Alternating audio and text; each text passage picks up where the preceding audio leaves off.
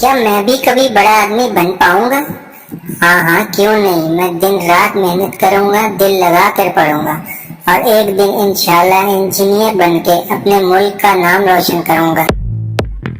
ओ भाई बुलबुल, तू इत्थे बैठा मौजा कीती जाना है, तेनू किसे गल दा पता लगा है?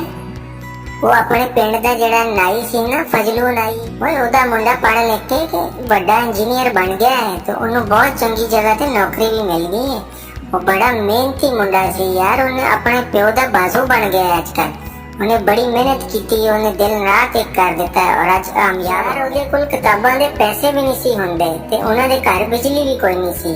उन्हें बड़ी मेहनत की है और कामयाब होया। यार आपां भी हुण किसी नूं बड़े फखर ना कह सकांगे कि साडे पिंड दा भी एक इंजीनियर। नहीं चिड़िया भी ऐसी कोई गल नहीं, मैनू पता है। मैं भी यही बैठा सोच रहा सा कि ये देखो मेहनत च अजमत है ते मेहनत करने वाले बच्चे हमेशा कामयाब हुंदे ने। वो वड्डे होके अपने माँ प्यो दा हत्थ बटांदे ने, उन्हां दा बाजू बनदे ने।